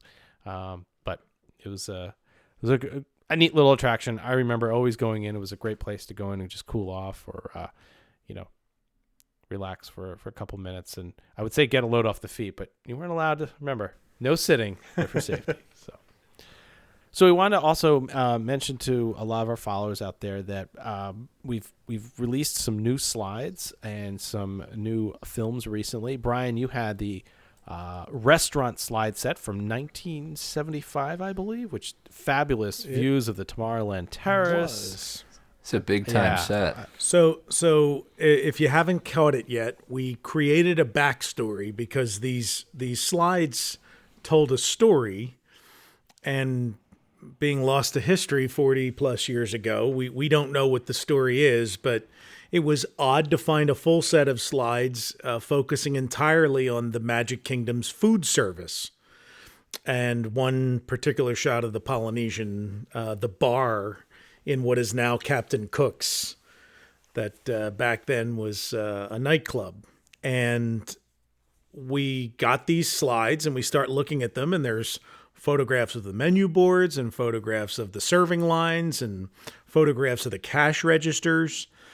So we in one slide, there was a gentleman with his family who's holding a clipboard, like a clipboard to take notes. So we have imagined that this was a gentleman that was doing some kind of research, probably for a competing theme park or amusement park, as to how Disney did food service, and that's what was the purpose of the slides. That makes the most sense. So you get a glimpse at some 1975 opposition research, but it's a really, really neat glimpse at some long gone. Well, the food establishments, most of them are still there, but they've been through so many iterations, they're virtually unrecognizable. Hal was particularly excited over one. Is the Oasis snack bar, which I have now found out the building is still there. If you exit the Jungle Cruise, or if you're coming down to get on the Jungle Cruise, you'll see this kind of like tiki shack on the left-hand side, or if you're coming out of the exit, it's directly in front of you. And I remember as far back as, the late 80s, early 90s, it's like it would occasionally be open seasonally, and you could get a Coke and some snacks and stuff there. But apparently it has been caught. It was used as storage for the Shrunken Head Ned's boats, those little RC boats that you'd put a quarter in, and they'd go around where the swan boats used to go. So, but before that little boat thing that we're familiar with, it's like there used to be chairs and tables out there, and so you would get your stuff from the snack bar and sit down. Swan boat glide by, because that was part of the path that the swan boats would take. So when all that went away, it got turned into sort of like a storage area for the little boats and stuff. And then after that, apparently the Jungle Cruise skippers have no air conditioned place to take a break. Mm-hmm. So they kind of fixed up the inside and sealed it off and just turned it into a room where the Jungle Cruise skippers could go and get some air conditioning. It's like a club cool for them. Yeah, because it leaks, it just like stinks in there. So it's kind of gross, but it's got AC. So it's the only thing they have, so they use it. It's 40 some odd years now old, at a minimum. So it probably needs to get knocked down and rebuilt. But it's a shame, because I was hoping like, oh yeah, I could come back someday and get like another drink from there. Probably never going to be a snack bar again. But fond memories. And it might smell if you do get a drink. So yeah. And we also have some a new film that we put up too. It's from 1976, and I called it A Tour of the Magic Kingdom. The family goes around to a lot of different views and vistas, and it's a great new film. So we've got more that we'll put out there in the coming weeks. So keep an eye out on that. Try to get every in a gallery or out or film out every other week or so when we can. So keep an eye out for those. Also, as our merchandise, as always, you can go to retrowdw.com/support us, where we've got all sorts of new designs. How I know you're working hard on a bunch of them. You don't have to tell us, because a lot of these things are in secret. How just randomly sends me a message some days. Oh, the new designs in your mailbox. I'm like, wow, that's awesome. So I'm sure you've got another one cooking. Or sometimes the listener will say like, hey, like today, like literally today, we had some like, you know what? So would I. So I started. There we go. Putting that together too. That tiny little seed can grow into a complete opportunity of t-shirt designs. So as always, thank you to everybody who provides the support by purchasing our t-shirts and stickers and all sorts of tapestries, phone cases. If you do have a tapestry, by the way, hanging up in your house, please do send us a picture. I'm sure somebody's bought a tapestry or a throw pillow out there before. So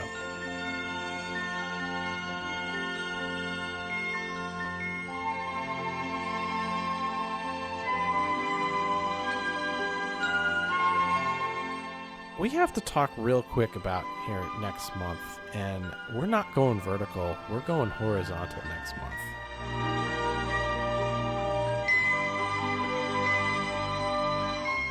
This is something that is long overdue. Hal's looking at me weird with that. I don't understand. I don't understand. even remember what we. No, I just don't understand. I don't understand the vertical to horizontal. But what he's trying to say is how if you can dream it, you can do it. Now, who said that? Walt Disney? Walt Disney. Walt, yeah. Don't start that one. There's more to that story than Tom Fitzgerald, and we're going to get to it. So I'm putting that out there. Oh. We're going to get to it. This might take us months, folks. I've never ridden Horizons, and I don't even know what the big hubbub is about, so. That's it. JT's out. I'm going to ask you the hard-hitting questions this time. That's right. You could smell oranges and choose your ending, and it was like, this is the most amazing thing I've ever seen. Exactly. We have been telling you it's coming, and we can rest assured. And you have been nagging us. Yes, and people have been started the show. Whether it's in person, via email, or whatever, but we are going to go visit Horizons.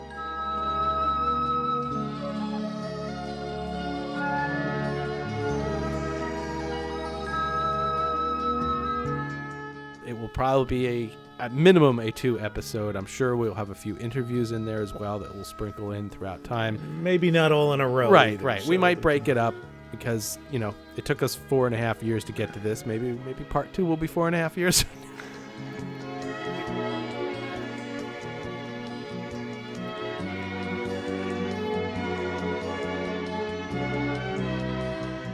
We'll start with the history of General Electric.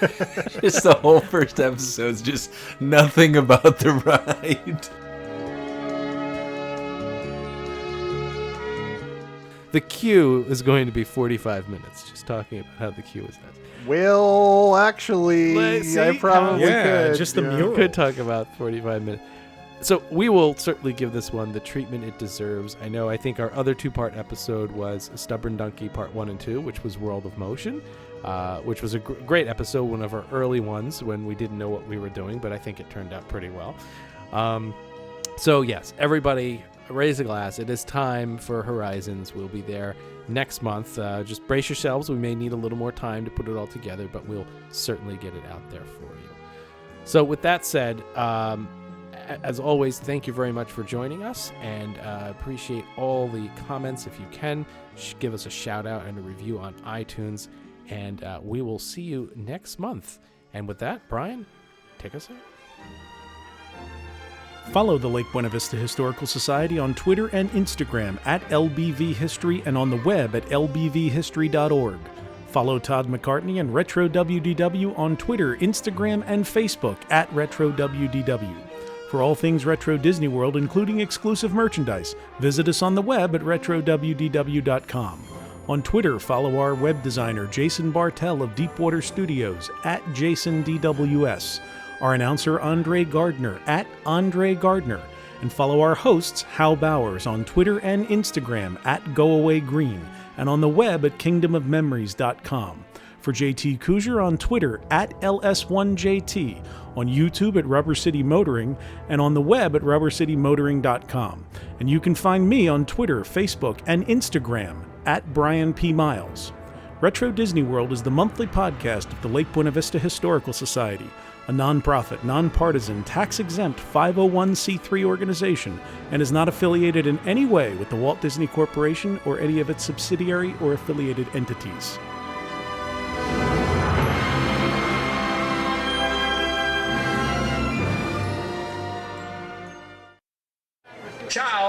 Arigato gozaimasu.